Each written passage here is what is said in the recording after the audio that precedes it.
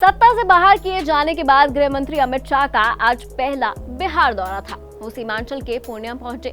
120 साल पुराने काली मंदिर जाकर देवी के दर्शन भी किए।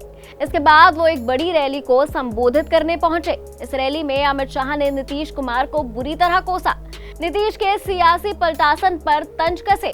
आरोप लगाया कि उन्होंने धोखा दिया है, वो किसी के दोस्त नहीं हो सकते। जरा सुनिए। सबसे बड़ा धोखा नीतीश जी ने अगर दिया तो देश में प्रतिष्ठित समाजवादी नेता, राष्ट्रभक्त नेता जॉर्ज फर्नांडिस के साथ धोखा किया।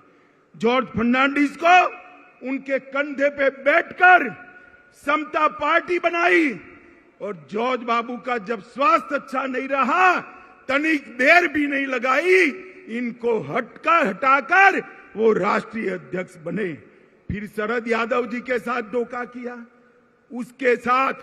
उसके बाद पहली बार भाजपा के साथ धोखा दिया।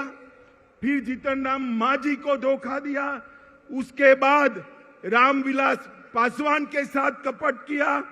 उसके बाद लालू जी को फिर से धोखा देकर बीजेपी के साथ आए। अमित शाह ने ताबड़तोड़ राजनीतिक तीर छोड़े। आरोप लगाया कि नीतीश कुमार को तो आदत है धोखा देने की। अमित शाह पूरी लिस्ट लेकर पहुंचे थे, जरा देखिए। नीतीश कुमार कोई राजनीतिक विचारधारा के पक्षधर नहीं है। वो समाजवाद छोड़कर लालू जी के साथ भी जा सकते हैं, जातिवादी राजनीति कर सकते हैं।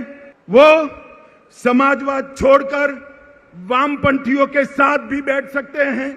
वो कांग्रेस छोड़कर वामपंथियों के साथ भी बैठ सकते हैं और वो राजद छोड़कर भाजपा के साथ भी आ सकते हैं। उनकी एक ही नीति है, कुर्सी मेरी अक्षुण्ण रहनी चाहिए। मगर नीतीश जी, इतने समय तक बिहार की जनता ने आपको बेनिफिट ऑफ डाउट लिया है, अब जान गए हैं इस बार चुनाव में ना लालू की पार्टी आएगी ना आपकी पार्टी आएगी। अमित शाह बिहार में एकला चलो के मोड में है और तैयारी के लिए उन्होंने सीमांचल की सबसे मुश्किल पिच से शुरुआत की है। और अगर बीजेपी सीमांचल के गणित को साथ लेती है तो बिहार विजय का फॉर्मूला भी तैयार हो जाएगा। अमित शाह ने दावा किया 2024 में नीतीश लालू चारों खाने चित रहेंगे। यानी अमित शाह ने पूर्णिया की धरती से 2024 और 25 में कमल खिलाने की बुनियादी शुरू कर दी है। सबसे खास बात यह रही कि अमित शाह ने लालू की सत्ता में आते ही बिहार में जंगल राज वाला जाना माना परखा हुआ सियासी दांव चल दिया है।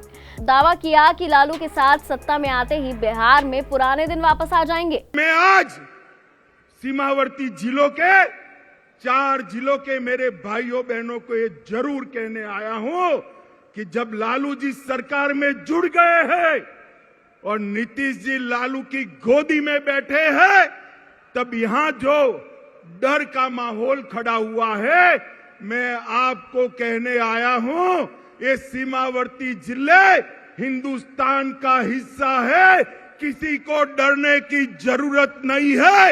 नरेंद्र मोदी सरकार है यहाँ पर।